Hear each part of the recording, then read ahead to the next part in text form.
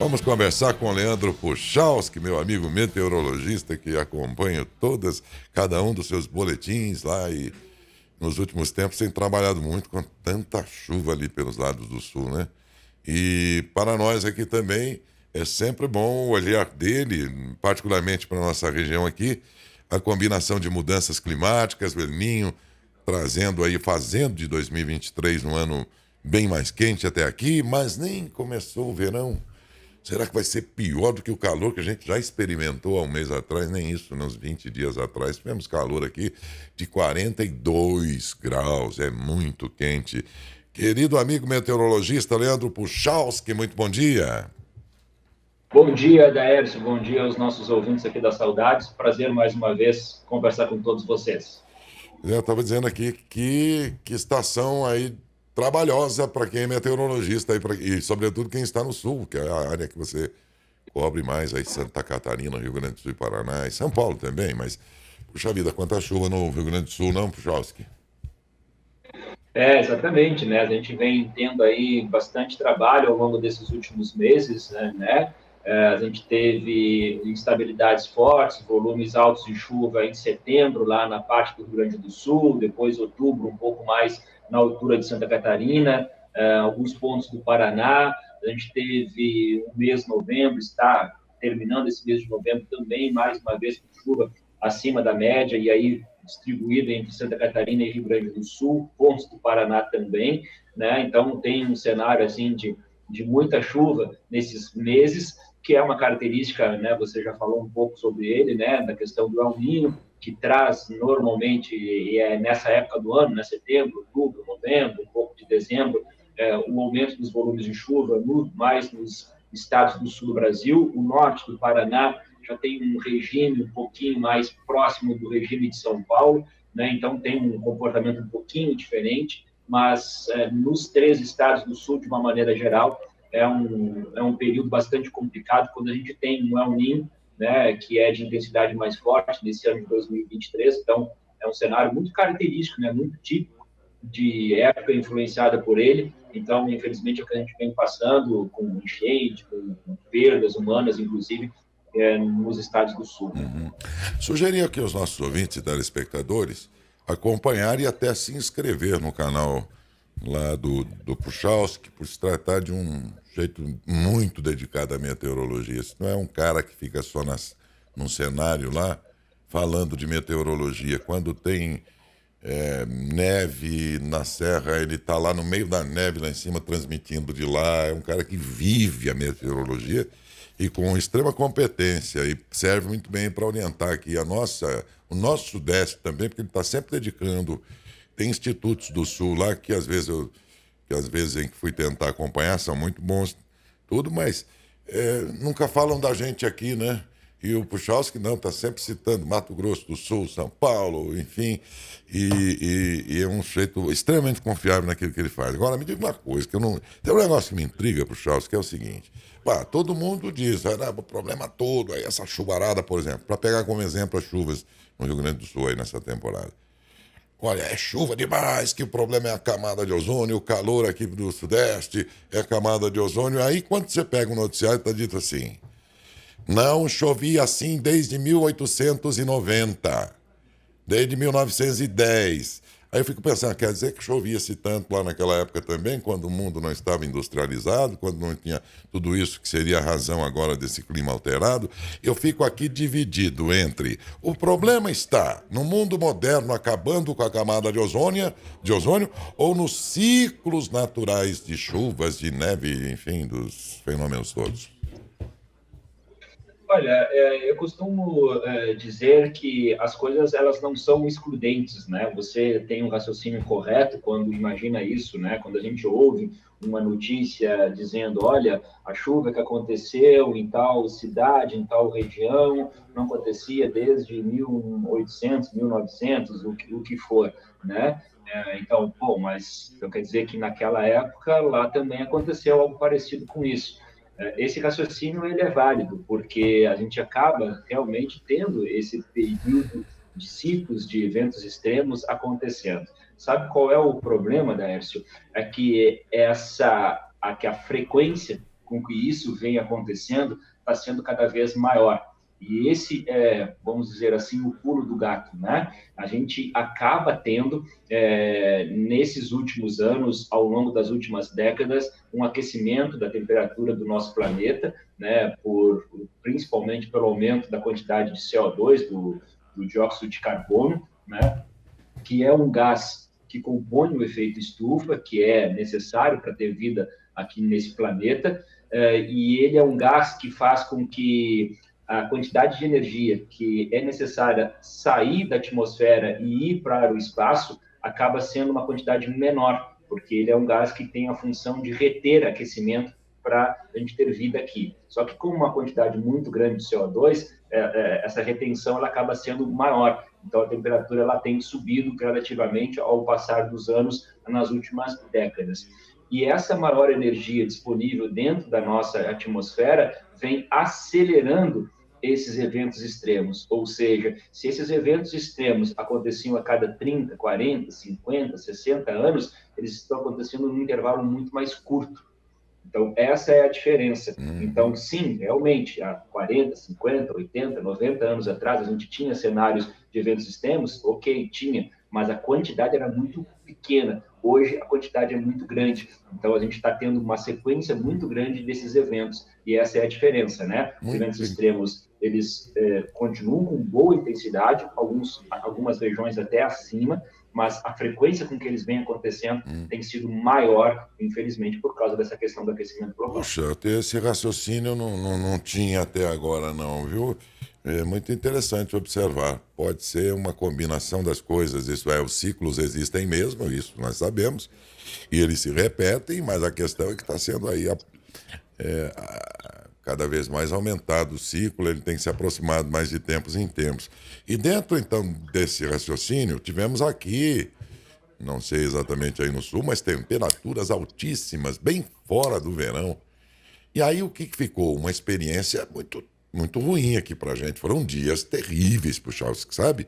E eu fiquei pensando assim, poxa, então, se é assim, quando chegar o verão também poderá ter esses graus a mais aí, que já experimentamos em plena primavera, Puchalski? Sim, sim, esse é um cenário previsto aí para o decorrer dos próximos meses, né, à medida que a gente vai entrando no verão, né. É importante a gente ter essa relação de que até mesmo essa questão do aumento da temperatura do planeta vem, entre aspas, né, perdão aí da palavra, bagunçando um pouco as condições das estações meteorológicas, das estações do ano, melhor dizendo, das estações do ano, né? Há uns anos atrás nós tínhamos um pouco mais definido isso, né? Começo de uma primavera, começo do outono, começo que eu digo em termos das características da estação, do verão, do inverno, né?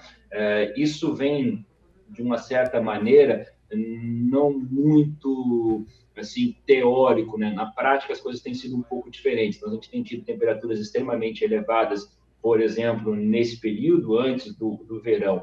E aí, claro, vai dar a ideia, né? Bom, mas quando chegar o verão, então vai ser muito pior. Não necessariamente seja pior.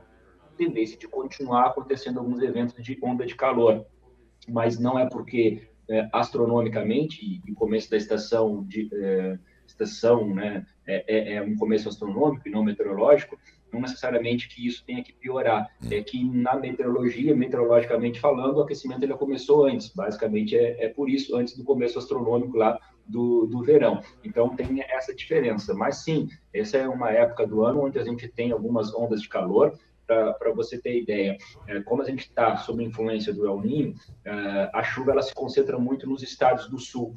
E entre o sul, e vamos falar de São Paulo, mas podemos falar de Sudeste, os mecanismos que provocam chuva, eles são praticamente os mesmos, né? Ou seja, de uma maneira mais geral, assim, estou falando, né? Então, quando esses sistemas meteorológicos atuam muito ao sul do Brasil, liberam o Sudeste. E o inverso é verdadeiro. Quando começa a chover mais no Sudeste, diminui a chuva no Sul. Então, tem um pouco esse balanço. Então, como a chuva estava muito concentrada aqui na região, nós estávamos com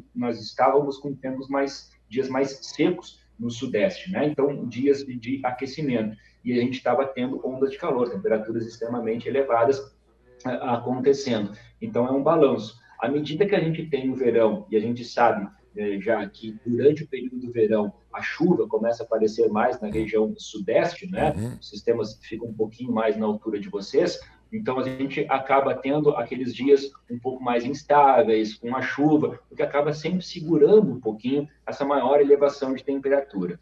Bom, mas estou te dizendo isso para falar que, com a influência do El Niño, que deve continuar ao longo do verão, a região sudeste do Brasil, ela deve ter aí, naturalmente, aos poucos, o retorno da chuva, mas a gente vai ter períodos onde essa chuva ela sai, e aí você vai ter momentos de aquecimento. O El Niño traz um pouco essa característica.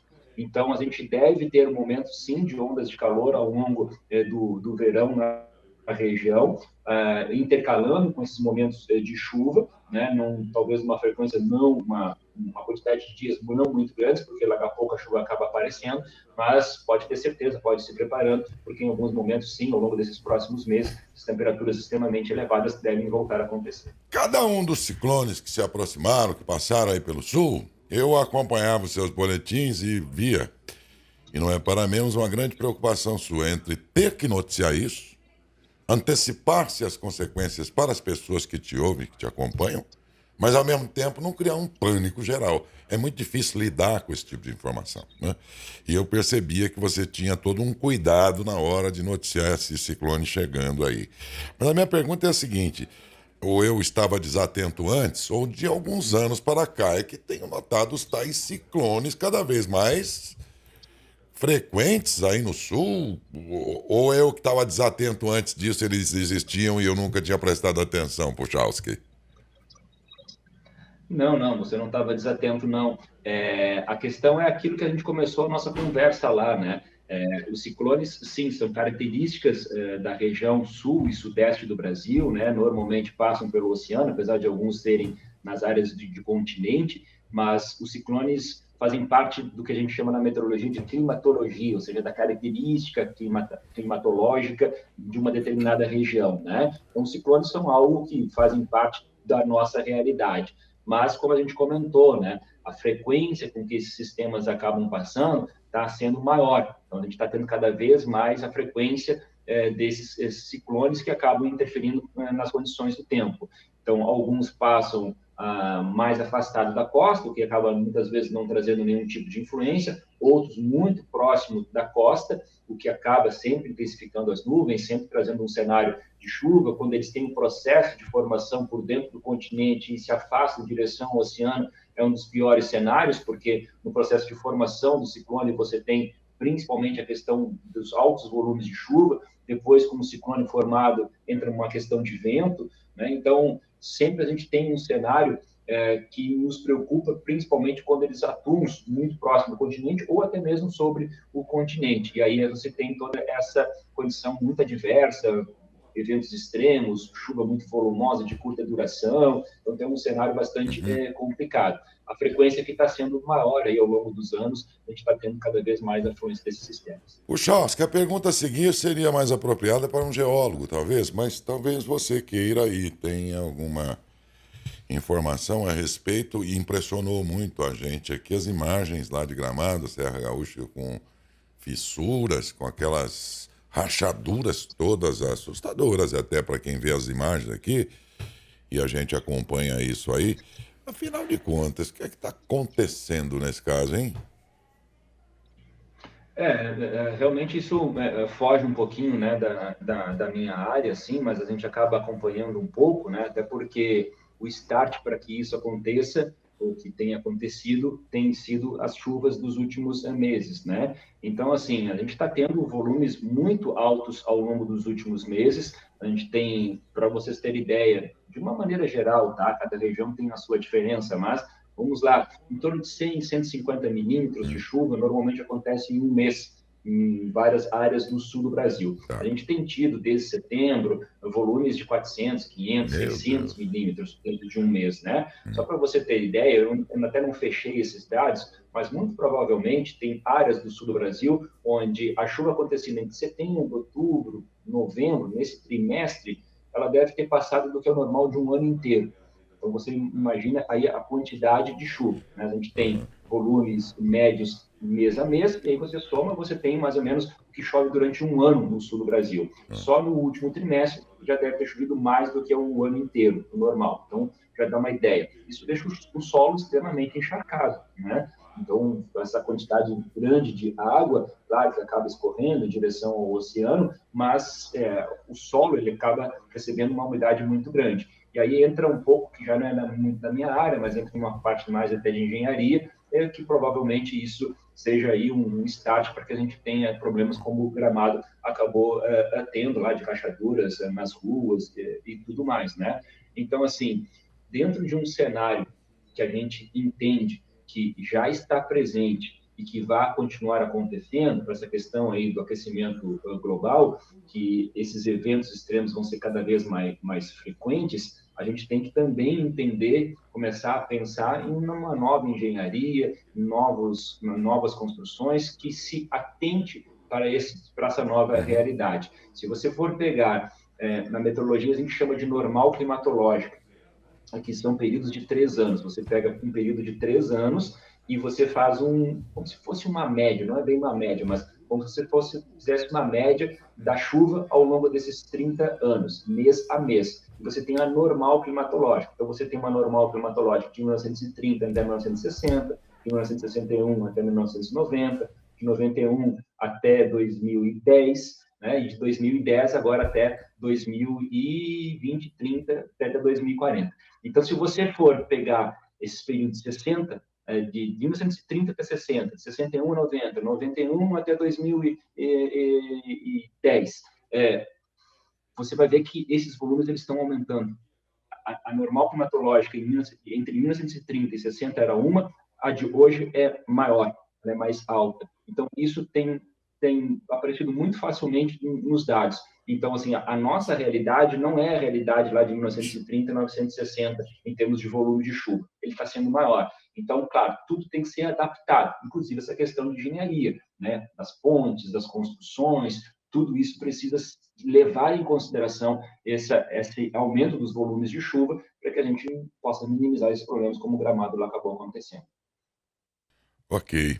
Bom, vamos lembrar aqui, vocês pelo menos dizem que o El Niño tem como característica no ciclo de chuvas proporcionar mais chuvas para o sul e até para o nosso centro-oeste e sudeste, e menos chuvas no norte e nordeste. Pelo menos isso eu tenho ouvido sempre aqui. Daí a minha pergunta. Nós estamos aqui, pelo menos, entrando agora definitivamente num período de chuvas aqui na nossa região. Significa que, assim como no sul aí, vamos ter mais chuvas do que anos anteriores? Olha, até ontem, de maneira curiosa, ontem eu estava participando de uma reunião sobre clima dos próximos meses e mais focado para o sul do Brasil, mas a gente achou alguns dados bastante interessantes falando do sudeste do Brasil, né? Como você bem falou, a gente começa a entrar agora gradativamente no período de chuva do sudeste. Um dos mecanismos que é muito influente, né, para trazer essa chuva nessa época do ano para o Sudeste, é o que a gente chama de zona de convergência do Atlântico Sul, as famosas ZACAS, né? Não sei se o pessoal já ouviu falar sobre isso, que é uma banda de nebulosidade que se forma e tem uma extensão muito grande, ela vem desde a região do Amazonas, passa pelo centro-oeste e cobre todo o sudeste do Brasil e vai em direção ao oceano. Assim, os modelos de previsão de clima, eles indicam o retorno, sim, dessa chuva, da presença dessas ACAS, por exemplo, né, como um mecanismo para provocar essa chuva, mas não mostram volumes de chuva muito acima do normal. Mostram a presença do sistema, mostram dentro de uma regularidade, mas aqui de uma normalidade. Mas aqui é importante, a normalidade para o sudeste do Brasil, a partir de agora, é o período da chuva, como você bem relatou. Então, a gente ter ao longo do verão aqueles cenários, principalmente regiões serranas, de chuva muito volumosa, escorregamento de massa, né, deslizamento de terra, isso é uma realidade. Então, quando a gente fala numa certa normalidade da chuva ao longo do verão, a gente tem que pensar nisso, né? Mas, assim, não tem uma previsão de ser um período extremamente chuvoso. Obviamente, a gente vai ter alguns momentos onde essa chuva ela vai acabar acontecendo com maior intensidade, mas dentro, a princípio, de uma característica normal mesmo da época do ano. com a questão da influência do El Niño, aumenta um pouco entre o intervalo das chuvas, nesses períodos mais quentes, as temperaturas acabam ficando mais elevadas. Então, a gente espera ter um período aí para o sudeste brasileiro ao longo aí do verão, que intercalham dias de tempo seco, sol, temperaturas sempre subindo, e em outros momentos onde tem a atuação dessas nuvens mais carregadas e essas pancadas de chuva acabam acontecendo, que é uma característica da região.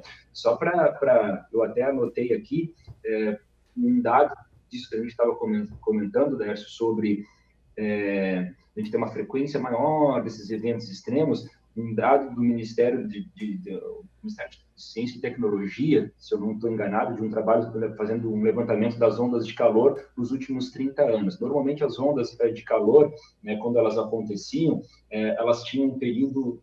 Nós tínhamos 7 dias com temperaturas extremamente elevadas. Nos últimos 30 anos, de 7 tem passado para 52 dias. Isso ao longo, né, de um período de um ano. Então, você veja como as coisas elas estão se intensificando. Então, a gente tinha, em média, 7 dias de ondas de calor, de temperaturas aí no pico dos 40 graus. Nos últimos 30 anos, a gente chega a ter quase 52 dias com essa característica. Né? Então, é um cenário completamente diferente. É uma realidade que a gente está enfrentando e por causa do aquecimento global. É verdade. Gente, eu acabei falando aqui de quem é o Puchalski, um sujeito da maior seriedade em meteorologia, e indicando a vocês, né? Olha aí, se inscrevam lá, porque vocês vão ter informações muito confiáveis, sempre que desejar saber sobre tempo e tudo mais, inclusive da nossa região. E acabei não pedindo qual é o nome lá. Bom, para localizar, é no YouTube mesmo o teu canal e unicamente nele, né? Isso. É só buscar pelo nome mesmo, né? Leandro Puchalski, já vai achar. Eu tenho um Instagram também, aí é mais focado para Santa Catarina, mas no YouTube a gente tem sempre uma previsão um pouco mais estendida Brasil, então o pessoal pode me achar por lá. E quem tiver interesse, né, você sabe, Daércio, que em Santa Catarina, em Florianópolis, basicamente, né, é muito mais fácil você achar um gaúcho ou um paulista do que propriamente um manezinho, né, um nascido em Florianópolis, né, porque tanto a gauchada como o pessoal de São Paulo acaba invadindo e a gente acaba tendo razão, né, porque a beleza é impressionante da capital catarinense. Então, se pessoas estão interessadas ou estão planejando passar o verão, as férias em Florianópolis, ou no litoral de Santa Catarina, aí pode me seguir lá, que aí vai ter essa previsão cada vez, todo dia, né, atualizada, a previsão do tempo mais específica para a região.